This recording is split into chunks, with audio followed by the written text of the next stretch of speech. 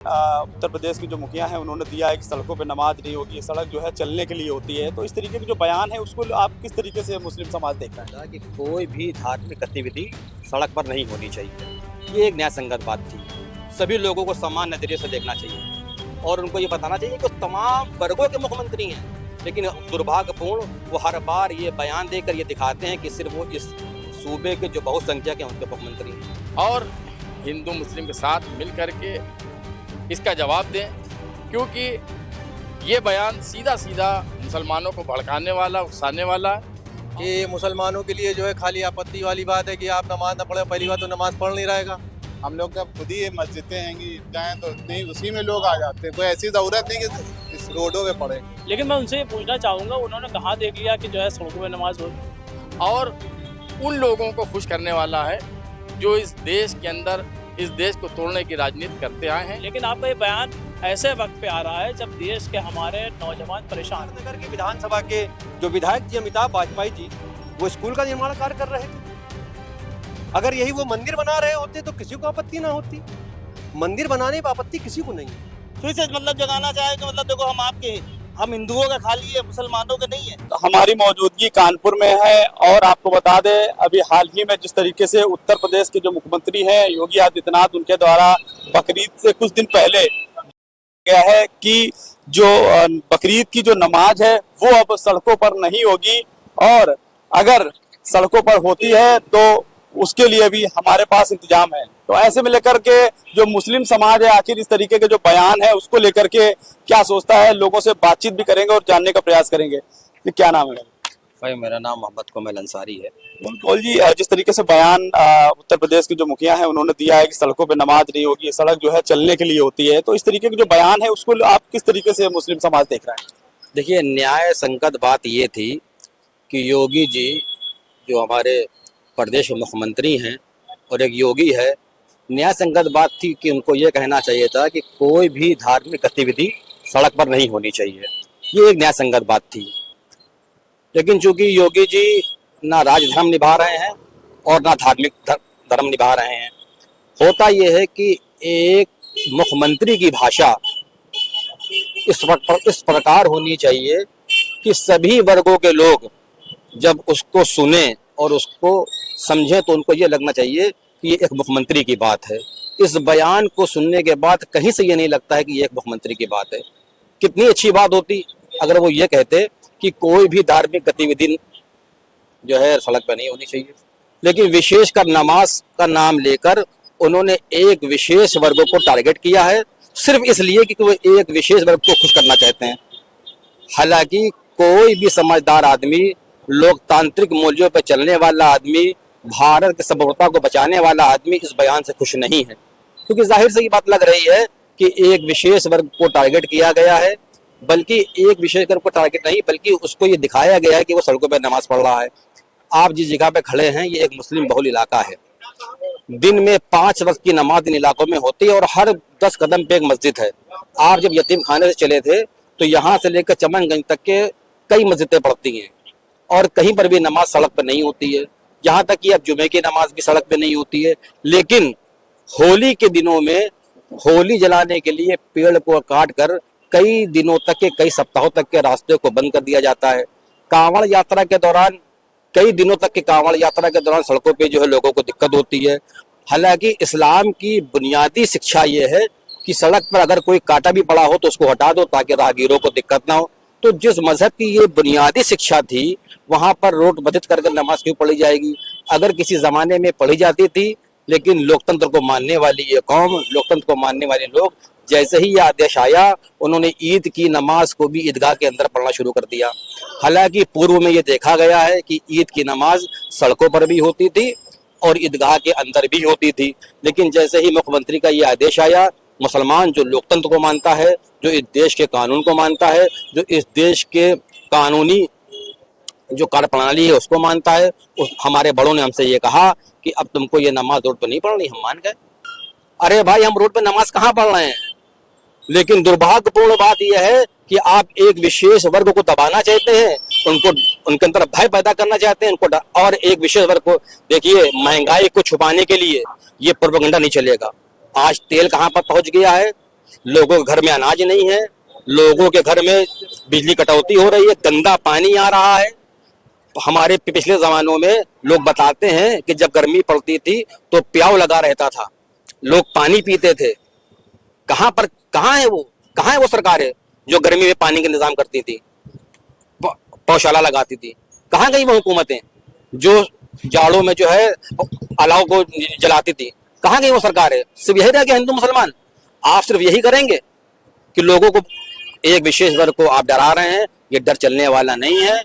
हम तमाम लोग जो इस लोकतंत्र को मानते हैं, इस देश के कानून को मानते हैं, हम चाहते हैं कि गंगा जमुना तहजीब बची रहे।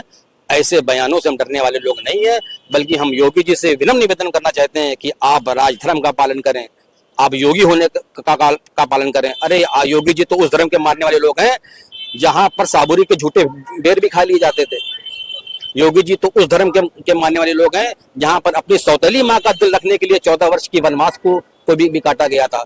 अगर वो राम को मानने वाले लोग हैं तो वो राम की शिक्षाओं पर चलें, वो रावण की शिक्षाओं पे ना चलें। ये देश हिंदू मुस्लिम से मिलकर बना है। इस देश की जड़ें बहुत मजबूत हैं, ये देश की लोकतांत्रिक जड़ें बहुत मजबूत हैं। इनको कोई भी ऐसा बयान देकर तोड़ नहीं सकता है। वक्त की बलिहारी है, यह वक्त बदल जाएगा, यह अंधेरा छट जाएगा, एक नई सुबह निकलेगी। हम सब हिंदू मुसलमान मिलकर सभी धर्मों के त्योहारों को मनाएंगे, ये सब उखाड़ फेंक दिए जाएंगे। हर उरूज का एक जवाल है। आज जो उरूज पे हैं इनका भी जवाल आएगा। जाती मकान नहीं है, जाती मकान है, किराएदार थोड़ी हैं। ये सब वक्त बदल जाएगा। मैं आपके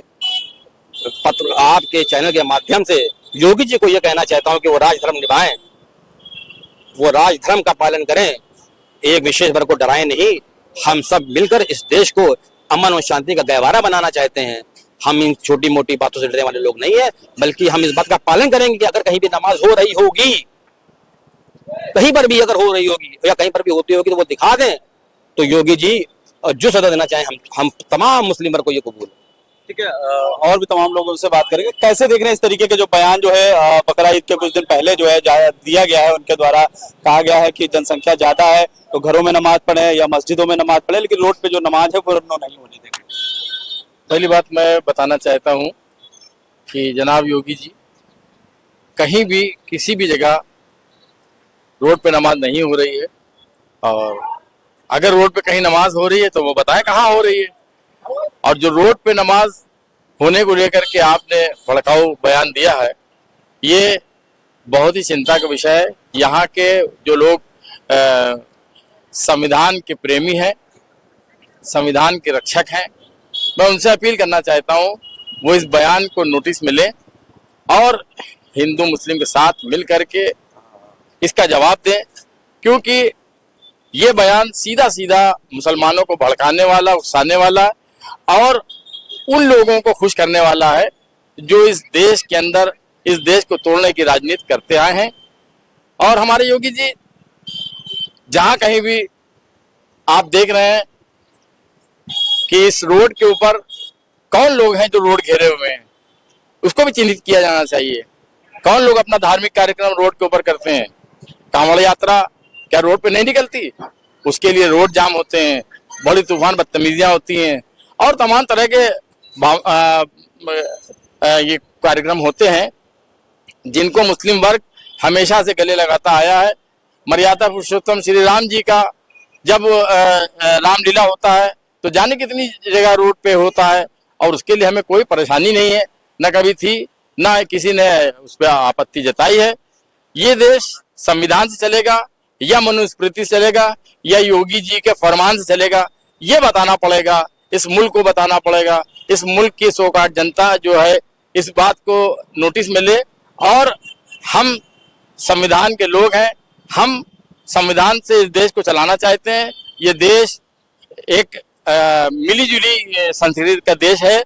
ये देश, इस देश को बनाने वाले हम हैं, हम इस देश के मेमार हैं, हम इस देश के किराएदार नहीं हैं जो आप जब जो चाह बयान दे देंगे और हम इस बयान से डर जाएंगे।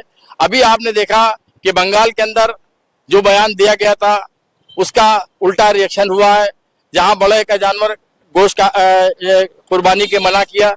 तो ये बताएं कि गोश्त का जो कुर्बानी होती है वो तो ठीक है, मुसलमान करता है, लेकिन ये बड़ा जानवर कौन पालता है? पशुपालन कौन करता है? मुसलमान पशुपालन नहीं करता।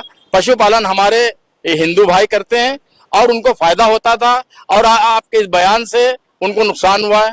और हम तो यहाँ तक कहेंगे कि अगर वो कह रहे हैं तो हम उत्तर प्रदेश के अंदर भी अपने उलमाओं से अपील करेंगे कि वो भी इसको कहें कि हम किसी भी तरह से बड़ा जानवर नहीं करेंगे। देखिए अभी रातों की नींदें हराम हो जाएंगी, क्योंकि इससे बहुत बड़ी हमारे भारत की जनसंख्या जो है पलती है। गौ जो हमारे भैंस, गाय और जो भी बड़े जानवर हैं वो पालने वाले जो हमारे भाई हैं, हम उनसे जानवर खरीदते थे, उनको पैसा मिलता था। और अभी आप बंगाल में देख लीजिए किस तरह के बयानात आ रहे हैं, लोग भूख से मर रहे हैं और लोग इस बात को कह रहे हैं कि हम इस तरह के कानून को मानेंगे नहीं। इसी तरह से ये हमारे यहाँ उत्तर प्रदेश के अंदर हम इस बात के लिए पुरजोर अपील करते हैं हमारी आवाम से कि आए और वो हिंदू भाई हमारे निकले और इस बात का जवाब दें कि कहीं रोड पे नमाज होती नहीं है। और ये जो बयान दिया गया है, ये लगता है कि कहीं ना कहीं ये उस बात को छुपाने के लिए है जो आज सरकार निकम्मी सरकार है, जो सरकार का निकम्मापन है, उसको छुपाने के लिए आज महंगाई चरम सीमा पे है।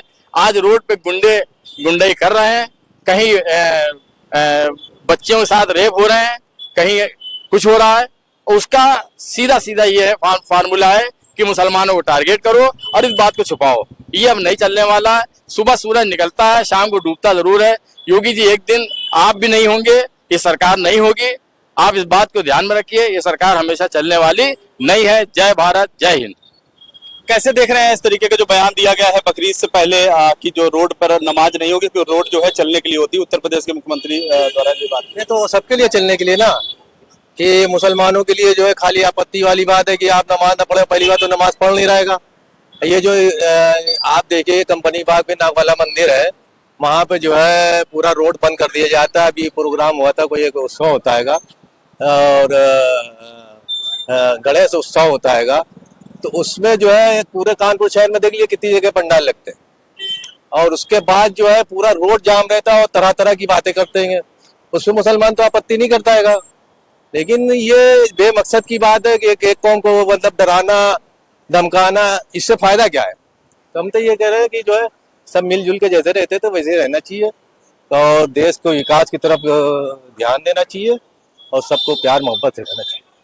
ठीक है, और भी लोग हैं, कैसे देख रहे हैं जिस तरीके से बकरीद के पहले बयान दिया गया है, आपको कैसे देख रहे हैं कि बकरीद में जो है रोड पर जो है नमाज नहीं पढ़ने देंगे और अगर कोई पढ़ता है इस तरीके की चीजें आती है तो हम दूसरी तरीके से भी निपटना जानते हैं?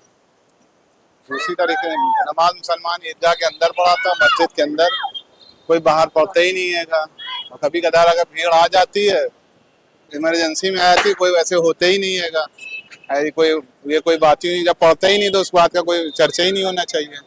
हम लोग जब खुद ही ये मस्जिदें हैंगी, ईदगाहें, तो नहीं उसी में लोग आ जाते हैं। कोई ऐसी जरूरत नहीं कि इस रोडों पे पढ़ेंगे। भी हाल ही में बयान आप लोगों ने सुना, ठीक बकरीद के कुछ दिन पहले जो है उन्होंने दिया है कि सड़कों पर नमाज नहीं होगी, सड़कों पर जाम नहीं लगेगा, सड़कें जो है चलने के लिए है ना कि नमाज के लिए। कि कैसे इस बयान को देख रहे हैं? नहीं, बिल्कुल सही कहा। इतने बड़े प्रदेश के सूबे के जो है मुख्यमंत्री हैं योगी आदित्यनाथ जी, तो बेहतर कहा है। सड़क तो चलने के लिए है, नमाज के लिए नहीं है। लेकिन मैं उनसे ये पूछना चाहूंगा, उन्होंने कहा देख लिया कि जो है सड़कों पे नमाज हो रही है। भाई सड़कों पे नमाज वैसे भी नहीं पढ़नी चाहिए, क्योंकि देखिए हम जब नियत करते हैं तो हम नियत में ये भी कहते हैं कि मुंह मेरा काबे शरीफ तरफ, और सड़क का रुख और जो हमारे इमाम का जो रुख काबे तरफ है, पता नहीं मिल रहा है कि नहीं मिल रहा है। और सड़क में वैसे भी गंदगी है, ये तो नहीं होता। लेकिन देखिए ईद बकरीद की बात अलग है, क्योंकि एक बड़ी आबादी है। ईद बकरीद में तो आदमी जो नमाज नहीं पढ़ते हैं वो भी आके पढ़ते हैं। तो जब मस्जिद में या ईदगाह में जगह तंग हो जाती है, भर जाती है, जगह नहीं मिलती, तो मजबूरन आदमी सड़कों पे जाए नमाज पढ़ लेता है। लेकिन उसके बाद भी जब आपने जो है मना किया तो उस पर भी जो है लोगों ने कहा ठीक है हम डबल सी में पढ़ लेंगे, आप लोग भी सकते हैं। उनका बयान ठीक है कि सड़कों में नहीं पढ़ाए। हम खुद चाहते हैं कि हम सड़क पे नमाज क्यों पढ़वाए, जब हमारी इबादत गाह मस्जिद है, इबादत हमें मस्जिद के अंदर करनी, सड़क नहीं करनी। लेकिन आपका ये बयान ऐसे वक्त पे आ रहा है जब देश के हमारे नौजवान परेशान, ठीक है, तेल की किल्लत की वजह से महंगाई बढ़ रही है, पेट्रोल डीजल के दाम बढ़े। अब जब पेट्रोल और डीजल के दाम बढ़े हैं तो उससे जुड़ा हुआ सब जो है सिस्टम पूरा गड़बड़ हो रहा है। महंगाई बढ़ रही है, उसके ऊपर ध्यान नहीं है। पेपर लीक हुआ, जाने कितने बच्चों ने फांसी लगा दी, सही उससे चर्चा हुई। या उत्तर प्रदेश के अंदर या हिंदुस्तान के अंदर क्या सिर्फ हिंदू मुस्लिम रह गया? क्या हमारे हक की बात नहीं होगी? क्या हमारे नौजवान, हमारे जो बच्चे जो है जो जन्म ले रहे हैं, क्या उनके उज्जवल भविष्य की बात नहीं होगी? क्या सिर्फ हिंदू मुस्लिम होगा? कब तक करोगे? अरे हम खुद कह रहे हैं खुले मन से कि हम सड़क पर नमाज नहीं पढ़ना चाहते, ना पढ़ते, हमारी नमाज ही नहीं होगी ना, पता नहीं हमारा रुख काबे की तरफ है कि नहीं है। लेकिन बयान इस वक्त पे, ऐसे वक्त की जरूरत नहीं है। ऐसे वक्त पे जरूरत यह है कि आप जो है इस महंगाई को रोकने का काम करिए, रोजगार को बढ़ावा देने का काम करिए। लोग जो है दर दर भटक रहे हैं, बेरोजगारी चरम सीमा पे है, लोग जो है बीमारी से जूझ रहे हैं, स्वास्थ्य व्यवस्था आपकी ठीक नहीं है, उसको ठीक करिए। उन्होंने ये भी कहा है कि अगर घरों में जगह नहीं है तो जनसंख्या नियंत्रण कर लें। अच्छा एक बात बताइए, जब हमारा देश आजाद हुआ था तब हमारी आबादी कितनी थी? और आज उस टाइम मुस्लिम आबादी परसेंटेज कितना था और आज के परसेंटेज लिए? उस परसेंटेज से जो हिंदू आबादी थी और मुस्लिम आबादी थी, आज के वक्त में 2% हम कम है उस रेशियो के हिसाब से। फिर भी हम बदनाम है भाई, फिर भी हम बता, हम देश में है कितने? हम देश में 14% है, उत्तर प्रदेश में 18%, 19% है। हम हैं कितने? क्या सब हमारी वजह से सब कुछ है? नियंत्रण जो है, नियंत्रण बिल्कुल नियंत्रण है, क्यों नहीं है? आप उस चीज को सिस्टम में लाइए, आप सिस्टम में लाइए। हमारे पास संसाधनों की कमी नहीं है। हम अगर रूस से तेल ले रहे हैं तो हमें सस्ता मिल रहा है, लेकिन हम वेनेजुएला जाएंगे लेने, जो कई 100 गुना जो है जाके जो खर्चा बढ़ेगा। तो आप अपनी नीति सही करिए, आप इतनी नीति सही करेंगे सब कुछ सही होगा। इससे पहले देश के अंदर सरकारें नहीं हुई?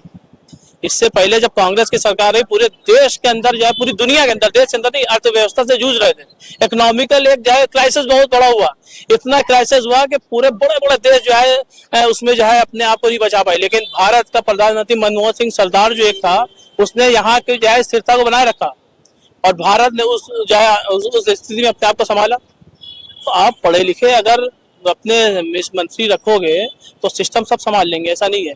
वक्त होता है, कभी उतार कभी चढ़ाव होता रहता है, महंगाई और जो है सस्ताई का वक्त आता रहता है, लेकिन आप स्थिरता बनाइए।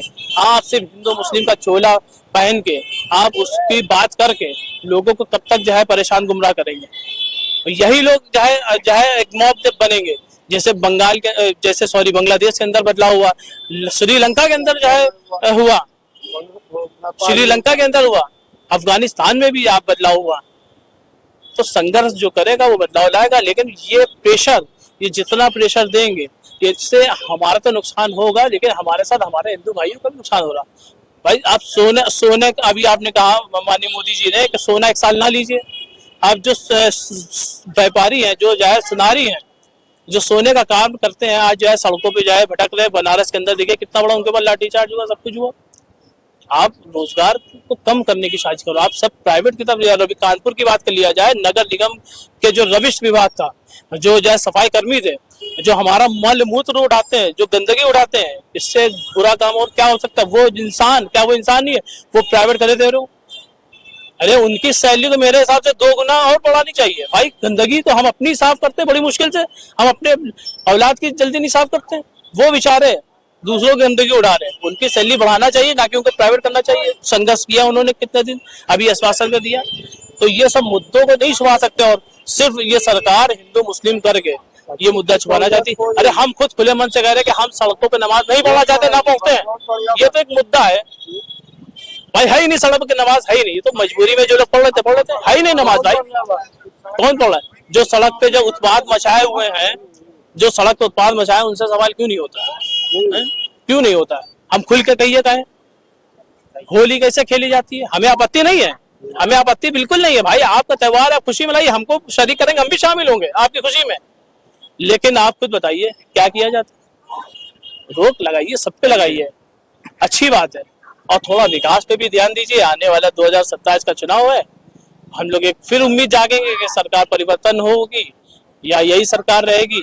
एक अच्छे जो है कुछ नए वादों के साथ, नए इरादों के साथ आइए, हम लोगों का भी विकास करिए, क्योंकि हम भी जो है इस देश के नागरिक हैं, हमारा भी जो है खून इस मिट्टी में शामिल है। हमने भी जो है कुर्बानी दी है, बलिदान दिया है।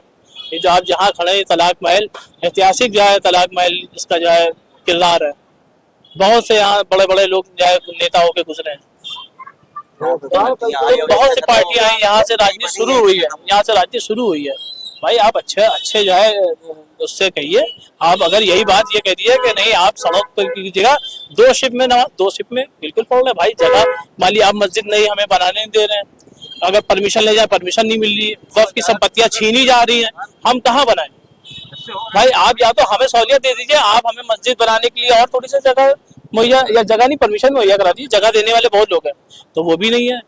आप और भी लोगों से बात करें, कैसे देख रहे हैं इस तरीके का जो बयान जो है बकरा ईद में पहले दिया गया? सुनिए, जब भारतीय जनता पार्टी की सरकार बनी है 2017 में, तो जब योगी जी ने सड़कों पे नमाज बंद करा दी, ठीक है, ये उनका फैसला था, कानून था, सबने उसको एक्सेप्ट करा। किसी भी एक मुसलमान ने, ना उलमाओं ने, किसी ने इस पर कोई आपत्ति नहीं जताई। जब हमें परेशानियां होने लगी, लोग ज्यादा होते हैं, मस्जिदों में जगह कम होती है, तो हम लोगों ने जमात को 2 शिफ्ट में कर लिया। तो ये आज सरकार को पूरे 10 साल होने को करीब है, किसी ने कोई आपत्ति नहीं है। जब सरकार इनकी जाने की ओर है तब ये बयान आ जाता है। यहाँ पे तो विकास की बात होनी चाहिए थी, अपने मुद्दे गिनाने चाहिए थे सरकार को कि मैंने ये विकास कार्य करा, वो विकास कर किया, महिलाओं की सुरक्षा करी। कहाँ है महिला सुरक्षा? अब आंकड़े उठा के देखिए, आप तो पत्रकार हैं, आपसे बेहतर कौन समझ सकता है। रोज डेली अगर अखबार पढ़िए और आप लोगों के समाचार पढ़िए तो सबसे पहली खबर बलात्कार की मिलती है और दूसरी लूट की मिलती है। बिल्डोजर चलाना विकास नहीं है, निर्माण कार्य विकास होता है। अभी हमारे क्षेत्र के आर नगर के विधानसभा के जो विधायक जी अमिताभ वाजपेयी जी, वो स्कूल का निर्माण कार्य कर रहे थे। अगर यही वो मंदिर बना रहे होते तो किसी को आपत्ति ना होती। मंदिर बनाने की आपत्ति किसी को नहीं है, बनाइए मंदिर बनाइए, पूजा करिए, पूजा की स्थान है। लेकिन शिक्षा कितना जरूरी है, शिक्षा कितनी जरूरी है हमारे लिए, आपके लिए। तो शिक्षा पे वो काम कर रहे हैं। आर नगर के स्कूल की हालत बदतर थी और माननीय विधायक जी अमिताभ वाजपेयी जी ने निर्माण कार्य करके स्कूलों को हाईटेक बनाया, अच्छा बनाया। मुस्लिम क्षेत्र का नहीं था, वो भी हिंदू क्षेत्र का।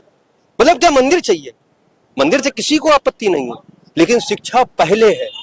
शिक्षा होगी तभी तो हम जो है ईश्वर को पहचानेंगे, तभी तो हमारे अंदर मानवता आएगी, सभ्यता आएगी, तभी तो शिक्षाचार आएंगे हमारे अंदर। तो ये योगी जी को इस वक्त का ये बयान देने की क्या जरूरत, आवश्यकता पड़ गई? इसका मतलब आप फेल हैं, आपकी नीतियां फेल हैं। आप उद्योग जगत में भी कोई भी आप ऐसा कोई महान काम नहीं कर पाए। आज हालात देखिए भी क्या हालात है देश के। प्रधानमंत्री जी मोदी ने स्वयं कह दिया इस बात को कि आगे और भी हालात खराब होने वाले हैं। तो क्या ये बात उनको पहले नहीं मालूम था? राहुल गांधी जी ने इस बात को बार बार चिताया, प्रेस के माध्यम से चिताया, यहां तक कि उन्होंने अपने भाषणों में करा। प्रधानमंत्री जी बंगाल के चुनाव में लगे हुए हैं, हमने का प्रचार मंत्री चुना है। प्रधानमंत्री किसी एक देश का प्रधानमंत्री नहीं होता है, किसी एक पार्टी दल का नहीं होता है, पूरे देश का होता है। 1,40 करोड़ जनता का है, 1 अरब 40 करोड़ जनता का प्रधानमंत्री है। उसको जनता के हितों की बात करना चाहिए। प्रधानमंत्री जी जैसे ही चुनाव खत्म होता है उनको महंगाई याद आ जाती है, आर्थिक संकट याद आ जाता है। अब याद आ रहा है आपको? संकट अभी तो नहीं आया है। आपकी विदेश नीति फेल है। अगर आप विदेश नीतियों पर काम कर रहे होते तो आज ये संकट ना होता। आप तो चुनाव में मगन थे और संकट बताया कि आप विदेश यात्राओं पे चले गए। आम जनता को, आम नागरिक को आप रोक रहे हैं कि विदेशी यात्राएं मत करिए, पेट्रोल और डीजल बचाइए, सोना मत खरीदिए, तेल कम खाइए। लेकिन प्रधानमंत्री भी क्या ये चीज लागू नहीं होती है? तो मैं ये आग्रह करना चाहता हूं कि चाहे केंद्र की सरकार हो और चाहे प्रदेश की सरकार हो, ये हर मुद्दे से, हर नीतियों में फेल है। इनके पास सिर्फ एक मुद्दा है, हिंदू मुस्लिम बांटो और राज करो, जैसे अंग्रेजों ने किया था। अंग्रेज कभी हम पे हुकूमत नहीं कर पाते। बांटो और राज करो, उन्होंने राज किया और हमें बांटा। वही नीतियों पे आज भारतीय जनता पार्टी चल रही है। बहुत बहुत धन्यवाद। कैसे देख रहे हैं इस तरीके का जो बयान दिया गया है और जो मुस्लिम समाज है वो आखिर इसको लेकर के क्या सोच रहे हैं? अरे योगी जी तो नफरत की बात करते हैं, राष्ट्रवाद की बात ही नहीं करते। राष्ट्रवाद की बात करना चाहिए। हिंदू मुस्लिम भाई भाई हमेशा रहे हैं, ये आते हैं बांटने लगते हैं, ये आते हैं अपनी बात। अब देखेंगे टीआरपी हमारी गिरने लगी, फौरन कर दिन मस्जिद के बाहर नमाज नहीं होना चाहिए। इससे पहले कहाँ मस्जिद के बाहर भैया नमाज हो गई थी, 2 टाइम कर दी गई, 2 दफा होने लगी। सब ईदगाह होती है, ईदगाह में जितने एक दफा में नमाज होती है, पब्लिक ज्यादा आ जाती है तो बाहर पढ़ लिया जाता है। आपने जो है मना कर दिया, मना करने के बाद 2 दफा नमाज होने लगी, उसके बाद आप क्यों कह रहे हैं? फिर से मतलब जगाना चाहेंगे, मतलब देखो हम हिंदुओं का खाली है, मुसलमानों के नहीं है। राष्ट्रवाद की बात करना चाहिए, एकता की बात करना चाहिए, देश को कैसे चलाना है, देश में क्या चीज मंदी आई है, बेरोजगारी है, शिक्षा है, ये सब पे ध्यान देना चाहिए। सिर्फ हिंदू मुसलमान की बात होती है। पता नहीं ये कैसी हुकूमत आई है जो सिर्फ एक पक्ष को लेकर चलती है। और भी है नेता, उन्हीं के पार्टी के नेता है जो सबसे पहले हाथ लगाते हैं मुस्लिम हमारा भाई है, और ये आते हैं मंच पे खड़े होते हैं हिंदू मुसलमान करने लगते हैं। ये जोड़ की बात नहीं करते, तोड़ की बात करते हैं। जोड़ की बात कीजिए भाई, जोड़ की बात करोगे तो हमारा देश और आगे बढ़ेगा। आप किस रोजी रोटी सबकी छीनने लगते हो, फैक्ट्रियां बंद करने लगते हैं। कहीं पास देखी ना कि यहाँ पर व्यापार चल रहा है, यहाँ सीलिंग करो, इसको हटाओ। वहां तो मुसलमान भी है, हिंदू भी है, दोनों भाई हैं। ऐसा थोड़ी है कि खाली एक पक्ष है। आप जो है पूरे इलाके साफ कर रहे थे, उससे क्या मिल रहा है? क्या विकास से क्या तरक्की हो जाएगी देश की? उससे तरक्की हो रही है? नहीं। व्यापार कम होगा और देश गड्ढे में जाएगा। व्यापार बढ़ेगा, देश हमारा उन्नति की तरफ जाएगा, युवा जो है जिंदा होगा, शिक्षा भी बढ़ेगी। जब पैसा आएगा तो शिक्षा की तरफ भी जाएगा। अब क्या है, आदमी जो है कहता है यार 2000 रुपए वहाँ की फीस है, वहां नहीं पढ़ाएंगे, बेसिक स्कूल में भेजेंगे। वहां जाता है तो वहां क्या है, मान लिया टीचर आए, उन्होंने लिख के चले गए। बीजेपी पार्टी के है टीचर, वो लिख के चले गए। समाजवादी का पूरी ड्यूटी देना, कांग्रेस का है पूरी ड्यूटी देना। पहले पता कर लेते हैं कौन सी पार्टी से ताल्लुक रखता है। ये तो मानसिकता इनकी हो गई है। सिर्फ तोड़ की बात हुई भाई साहब, देश में जोड़ की बात नहीं हो रही है। अब मोदी जी भी हमारे बेचारे क्या कहें, वो तो बहुत एक बहन भाई थे, क्या समझे, कहते जनता आबादी कम कीजिए, क्या समझे, 4 बच्चे पैदा कीजिए, वो भी पीछे से कह रहे हैं। और कहते मुसलमान आबादी बढ़ा। मुसलमान आबादी नहीं बढ़ा रहा, मुसलमान खुद अपनी रोजी रोटी में लगा। मुसलमान अपना रोजी रोटी कमा लेता है ऊपर वाले की दुआ से। सबसे ज्यादा हिंदू भाइयों को दिक्कत है। हिंदू भाई भागता है सर्विस के, तो मुसलमान के तब बच्चे को बड़ा किया, उसने पंचर का काम कर सिखा दिया, चाय का होटल खुलवा दिया, पान की दुकान लगा दिया। उसका दो टाइम की रोटी रोजी का उसका इंतजाम हो जाता है। और हमारे वहाँ ऊपर वाले ने कहा है सुबह जब आँख खोलोगे तो हम तुम्हारा पेट भरने का इंतजाम कर देंगे। मगर उनके वहाँ ये यकीन नहीं, हमारे वहाँ यकीन है कि ऊपर वाला जब हमको सुबह उठाएगा शाम को रोटी देगा। और हिंदू भाइयों में ये यकीन नहीं रहता है। वो कहता है जब हम कमाएंगे, जब अपनी जो है पैसा इकट्ठा करेंगे तब हम खा पाएंगे। क्यों? बैंक बैलेंस की बात होती है वहाँ, यहाँ बैंक बैलेंस की बात ही नहीं होती। यहाँ तो ये होता है कि जो है ऊपर वाले का शुक्र है, जितना है अल्लाह ने दिया उसका शुक्र है। क्या समझे, वहाँ बैंक बैलेंस की बात होती है। तो ये तमाम सारे जो मुस्लिम समाज के लोग हैं इनकी अपनी अलग अलग राय है कि जिस तरीके से देखा जा रहा है बकरीद से पहले उत्तर प्रदेश के जो मुखिया है योगी आदित्यनाथ, उनके द्वारा जो बयान दिया गया है, उस बयान को लेकर के जो मुस्लिम समाज के लोग हैं उनका कहना है कि मुस्लिम जो समाज के जो लोग हैं वो तो पहले से ही 2 शिफ्ट में नमाज पढ़ रहे हैं, वो तो सड़कों पर नमाज पढ़ ही नहीं रहे हैं। लेकिन कहीं ना कहीं जिस तरीके से उत्तर प्रदेश का चुनाव आने वाला है उससे ध्यान भटकाने के लिए इस तरीके का जो बयान उत्तर प्रदेश के मुख्यमंत्री के द्वारा दिया गया है। अपने सहयोगी चंद्रशेखर के साथ जहीर खान, जबरी न्यूज के लिए कानपुर।